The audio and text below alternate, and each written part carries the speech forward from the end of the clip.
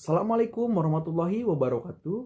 Shalom, Om Swastiastu, Namo Buddhaya, salam kebajikan, salam sejahtera untuk kita semua. Yang saya hormati, Ibu dosen Universitas Siliwangi, dan tak lupa teman-teman seperjuangan yang sangat saya cintai dan sangat saya banggakan. Di sini kami dari kelompok 22 yang beranggotakan yang pertama saya sendiri Zamzam Holpinur dan yang kedua ada Rizka Hoirunisa. Di sini kami akan membahas pendidikan seumur hidup petani dalam konteks koordinasi pembangunan pedesaan, urban pedesaan di Cina. Untuk mempersingkat waktu, pemaparan materi pertama akan disampaikan oleh saya sendiri, yaitu pentingnya mengembangkan pendidikan seumur hidup petani dalam pembangunan pedesaan yang terkoordinasi. Untuk poin pertama yaitu mengembangkan pendidikan seumur hidup petani adalah tugas utama dan sarana terpenting untuk rekonstruksi pedesaan. Poin kedua, mengembangkan pendidikan seumur hidup petani merupakan langkah penting untuk mengatasi peningkatan produktivitas pertanian secara keseluruhan. Untuk poin ketiga, mengembangkan pendidikan seumur hidup petani adalah strategi yang dapat mengatasi isu pertumbuhan pendapatan petani dari akar.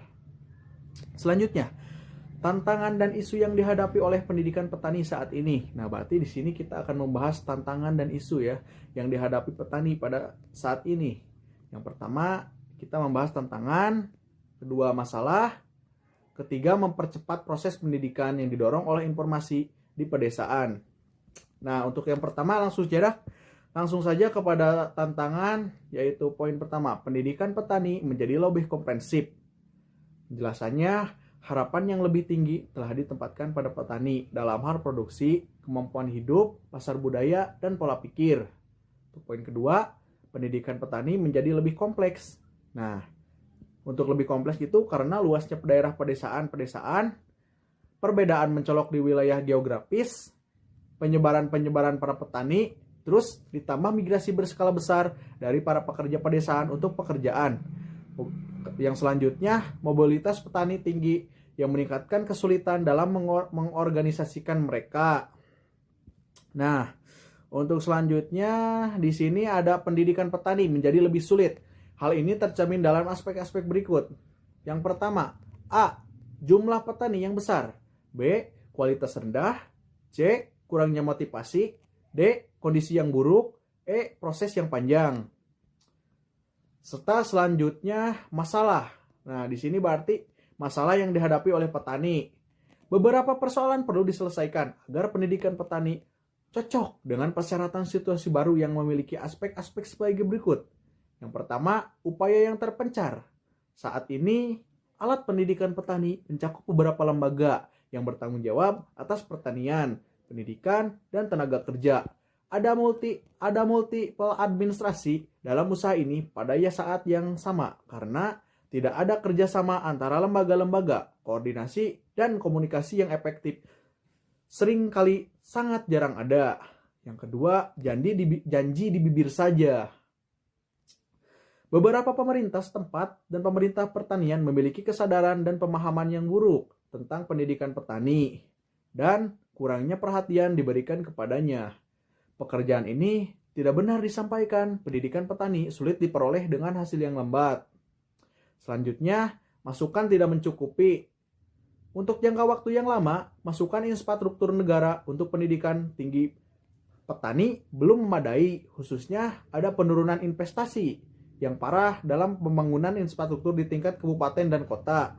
Untuk poin selanjutnya, kurangnya jaminan kebijakan. Nah, di sini para petani belum memiliki hak pendidikan dan pelatihan yang setara dengan pendidikan para karyawan di daerah perkotaan. Hukum tenaga kerja dan hukum pendidikan kejuruan yang diumumkan di China secara eksplisit penetapan sumber pendanaan dan pendekatan untuk pendidikan dan pelatihan karyawan kota. Mungkin itu saja materi yang saya paparkan. Untuk materi selanjutnya atau slide selanjutnya saya dipersilakan kepada Rizka Hoirunisa. Untuk Rizka dipersilakan. Assalamualaikum warahmatullahi wabarakatuh. Baik, terima kasih. Di sini saya akan melanjutkan pemaparan materi yang kedua. Mekanisme yang tidak fleksibilitas. Mengingat jumlah petani yang besar, komposisi yang kompleks, dan petani yang tersebar, Dengan kebutuhan diversifikasi, pendidikan petani harus lebih fleksibel, ditargetkan, dan efektif. Upaya harus dilakukan untuk mencapai hasil-hasil dalam berbagai program dan proyek yang diimplementasikan. Pembentukan sistem yang fleksibel dan terbuka bagi masyarakat berpendidikan seumur hidup. Menetapkan sistem pendidikan seumur hidup yang fleksibel dan terbuka adalah agenda pengembangan pelaksanaan yang dicantumkan dalam garis besar rencana jangka panjang dan reformasi pendidikan lanjutan 2010 sampai 2020. Pendidikan petani merupakan komponen penting dari sistem pendidikan seumur hidup nasional di masa depan, dan itu adalah bahwa kebutuhan mereka terpenuhi dengan modalitas diversifikasi dan fleksibel. Perumusan undang-undang dan peraturan yang relevan untuk kelangsungan pendidikan petani seumur hidup. Sejak reformasi dan peluncuran negara telah menetapkan sangat penting untuk menerapkan pendidikan wajib selama 9 tahun dan pendidikan kejuruan di daerah pedesaan.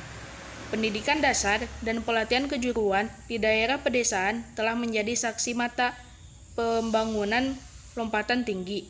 Akan tetapi, masih belum ada hukum dan peraturan yang relevan mengenai pendidikan seumur hidup petani. Oleh karena itu, hak para petani untuk menempuh pendidikan seumur hidup tidak dapat dijamin, yang hingga taraf tertentu dapat mempengaruhi akses para petani untuk pendidikan seumur hidup. Pembentukan pendidikan seumur hidup menjamin mekanisme bagi petani. Sesuai dengan situasi Cina yang sebenarnya, pembentukan mekanisme untuk pendidikan seumur hidup petani harus dilakukan melalui 3 aspek berikut.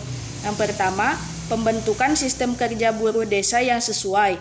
Pendidikan seumur hidup adalah saluran utama bagi petani untuk mewujudkan pengembangan diri. Namun, karena produktivitas pertanian rendah pada tingkat sekarang ini, persyaratan untuk tenaga kerja tidak tinggi. Yang kedua, memperluas saluran penggalangan dana untuk pendidikan seumur hidup. Masukan dana jaminan adalah dasar material dan jaminan untuk membangun sistem pendidikan seumur hidup. Secara konsisten, hal ini menjadi batasan bagi untuk mengembangkan pendidikan seumur hidup. Dan yang ketiga, membangun jembatan penyeberangan untuk pendidikan petani seumur hidup. Pembentukan sistem pendidikan yang terbuka dan multidimensional untuk petani perlu mengkonsolidasikan berbagai sumber pendidikan di berbagai tingkatan dan kategori. 3. Mempercepat proses pendidikan yang didorong oleh informasi di pedesaan.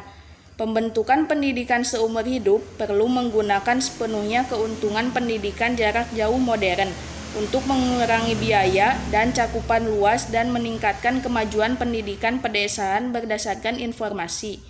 Yang pertama, pembangunan infrastruktur informasi untuk pendidikan petani yang harus dipercepat. Pembangunan sistem pendidik publik dan pembangunan platform jaringan pendidikan publik harus mencerminkan lokasi dan ekonomi, sehingga meningkatkan tingkat penggunaan fasilitas dan untuk memberikan jaminan secara material dan teknis untuk melampaui pendidikan seumur hidup petani. Yang kedua, pengembangan dan konsolidasi sumber daya informasi untuk petani education harus diintensifkan agar bisa membangun sistem interaktif multidimensi dan multifungsional. Pendidikan seumur hidup berkaitan dengan kebutuhan para petani untuk pembangunan di masa depan dan pembangunan sosial pedesaan dan pembangunan total dari masyarakat yang lebih baik. Kita harus melihat isu dari perspektif yang bertanggung jawab atas petani dan untuk seluruh era. Kemajuan pendidikan seumur hidup petani membutuhkan upaya gabungan dari pemerintah dan masyarakat pada umumnya. Sekian, terima kasih. Mungkin itu saja yang dapat kami sampaikan. Semoga bisa bermanfaat untuk teman-teman semua. Mohon maaf ya bila ada kesalahan dalam pembacaan tutur kata. Untuk selanjutnya, bila mana ada yang mau bertanya, boleh dipersilakan. Terima kasih. Wabil taufiq wal hidayah. Assalamualaikum warahmatullahi wabarakatuh.